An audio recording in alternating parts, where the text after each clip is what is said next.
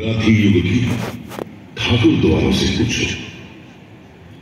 घुड़सवार आंखों में ज्वाला लिए शत्रु की छाती पर कैसे किले के पार कूदी थी, इन दीवारों से पूछो।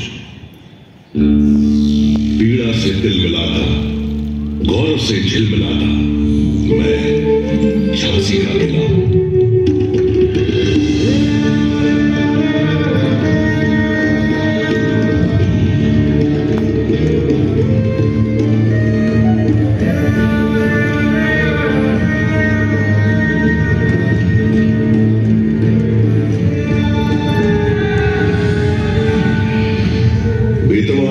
नदियों के बीच बुंदेलखंड के पश्चिम में बसा है झांसी शहर, और झांसी शहर के केंद्र में अपनी ऊंची ऊंची प्राचीरों के साथ कई सदियों से खड़ा हुआ है झांसी का किला।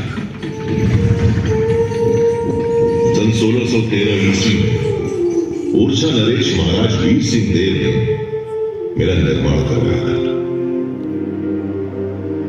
18वीं सदी की शुरुआत में पेशवा बाजीराव प्रथम ने जब फर्रुखाबाद के नवाब मोहम्मद खान बंगर से युद्ध करने के लिए बुंदेला राजा छत्रसाल की ओर मदद का हाथ बढ़ाया, तो राजा छत्रसाल ने अपना दिल खोलकर उनका आभार व्यक्त किया। पेशवा बाजीराव प्रथम को झांसी के साथ कुछ और भी क्षेत्र भेंट में दिए गए। इस तरह झांसी का जोड़ा मराठा साम्राज्य में ढल गया और ध्वज बदल गया।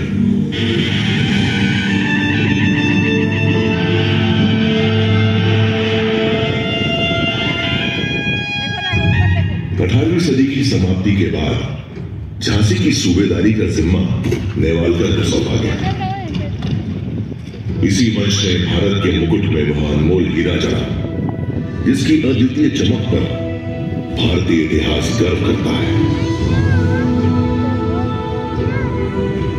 नेवालकर वंश ही वह वंश था जिसकी कहानी का सबसे महत्वपूर्ण अध्याय बनी झांसी की रानी लक्ष्मीबाई, भारत के प्रथम स्वतंत्रता संग्राम की नायिका।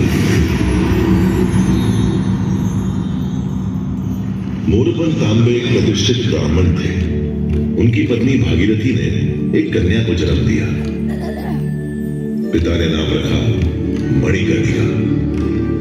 सबकी चहेती मणिकर्णिका को मां प्यार से मनु कहकर बुलाती थी और पेशवा बाजीराव द्वितीय छबीली कहकर पुकारते थे। चिन्ना जी की मृत्यु उपरांत मोरोपन तांबे जी काशी से पिठूर आ गए थे, जहां वे पेशवा बाजीराव द्वितीय के लिए काम करते थे। नटखट मासूम मणिकर्णिका सबकी चहेती थी, लेकिन कमाल है वह नहीं खेलती थी लट्टू या गिट्टी से। उसे तो लगाव था काशी की संस्कृति और मिट्टी से। उसे प्रेम नहीं था एकांत की अटारी से। वह तो मैदान में खेलती थी बर्छी, ढाल, कृपाण और कटारी से। ज्ञान लेने के लिए नहीं जाती थी इस तक या उस तक, उसकी शिक्षिकाएं थी उस तक। किसे पता था इस छबीली मनु का रिश्ता झांसी से जुड़ गया है। झांसी के गणेश मंदिर में 19 मई 1842 के शुभ दिन पर नेवालकर के महाराज गंगाधर राव से उनका विवाह हुआ और मेरे आंगन में जब उनका प्रवेश हुआ तो लगा मानो साक्षात लक्ष्मी का आगमन हुआ है। काशी की मणिकर्णिका को झांसी ने नया नाम दिया, लक्ष्मीबाई। अपने नए नाम लक्ष्मीबाई के साथ वह झांसी के लिए लक्ष्मी बनकर ही आई थी। राज्य में वैभव लाई थी। विवाह के हर्षोल्लास के बीच ईस्ट इंडिया कंपनी की हुकूमत ने महाराज गंगाधर राव को आधिकारिक तौर पर झांसी का राजा स्वीकार किया। उन्हें सभी प्रशासनिक अधिकार प्रदान कर दिए गए। ऐसा करने से झांसी के राजा और प्रजा दोनों को लाभ हुआ। राज्य की आमदनी में बढ़ोतरी हुई। महाराज गंगाधर राव को कड़क बिजली और भवानी शंकर धाम के लोगों से सलामी दी गई।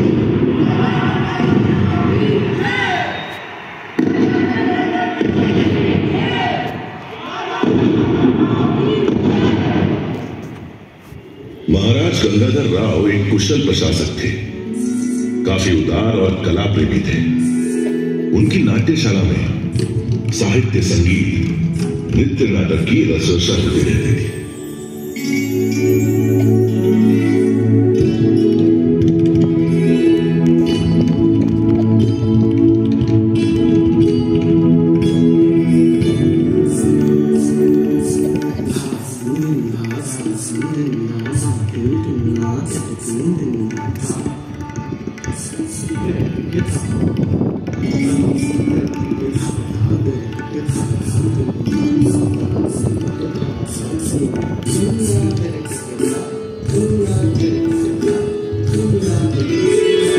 नाट्यशाला में मधुर संगीत की स्वर लहरियां गूंजा करती थी, तो दूसरी ओर कारावास में कठोर दंड पाए हुए अपराधियों की चीख पुकार दिल दहलाती थी।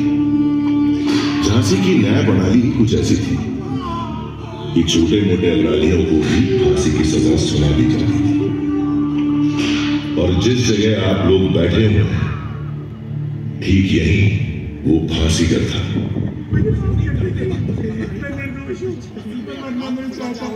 एक दिन रानी लक्ष्मीबाई सुबह सुबह शिव पूजन के लिए इधर से जा रही थी।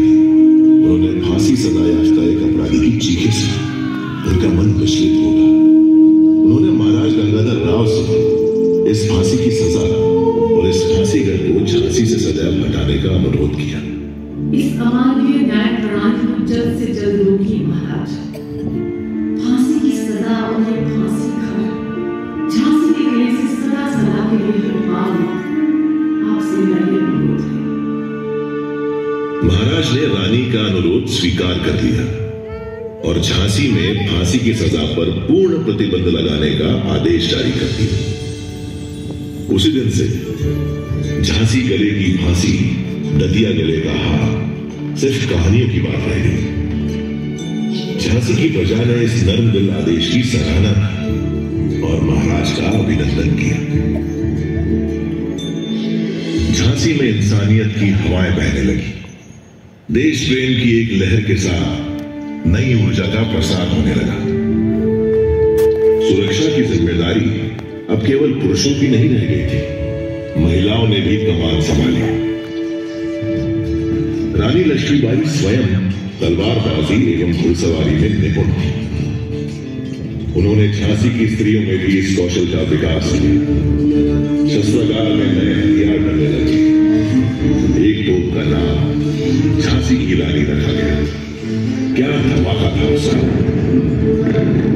धीरे धीरे तैयार होने लगी इस युवा रणचंडी की दुर्गा सेना।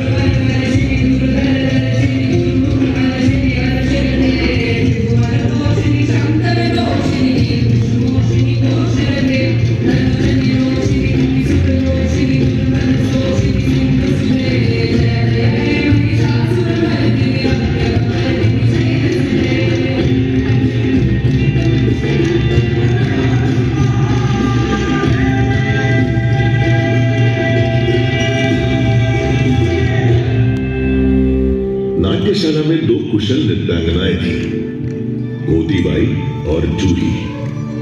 मैंने स्वयं देखा कि कैसे नृत्य का अभ्यास छोड़कर वे रणभूमि में तलवारबाजी और घुड़सवारी के गुर सीखने लगी। देखते ही देखते रानी लक्ष्मीबाई की दुर्गा सेना झांसी की सुरक्षा करने में समर्थ हो गई। झांसी में जो लक्ष्मी बनकर आई थी वो अब दुर्गा बनकर प्रजा के दिल पर राज करने लगी। कुछ समय बाद वो पल भी आ गया जिसका झांसी राज्य बेसब्री से इंतजार कर रहा था। रानी लक्ष्मीबाई की गोद भर गई। झांसी राज्य को उसका उत्तराधिकारी मिल गया। महाराज गंगाधर के आंगन में थालियां बजी। पूरा झांसी राज्य खुशियों से सराबोर हो उठा। झांसी के इस उत्सव को न जाने किसकी नजर लग गई। खुशियों की शहनाइयों से अचानक मातम के स्वर फूटने लगे। मात्र 3 माह की किलकारी को क्रूर काल निगल गया। रानी की गोद उतर गई। इस घटना से महाराज गंगाधर को गहरा सदमा लगा। उनका स्वास्थ्य बिगड़ने लगा। उन्हें लाइलाज रोगों ने घेर लिया। महाराज को झांसी के भविष्य की चिंता सताए जा रही थी। झांसी के राज सिंहासन को वारिस हो सके, इस उद्देश्य से उन्होंने अपने ही वंश के एक बालक को गोद ली। महाराज गंगाधर और रानी लक्ष्मीबाई ने इस दत्तक पुत्र का नाम रखा दामोदर राव। अभी झांसी के भविष्य की सुरक्षा डावाडोल ही थी कि झांसी के वर्तमान का सूरज भी बुझ गया। असमय निधन हो गया महाराज गंगाधर राव का। रानी लक्ष्मीबाई ने किसी तरह होश संभाला। तब उन्होंने पीड़ा के आंसुओं को के रूप में झांसी की बागडोर अपने हाथों में ले ली।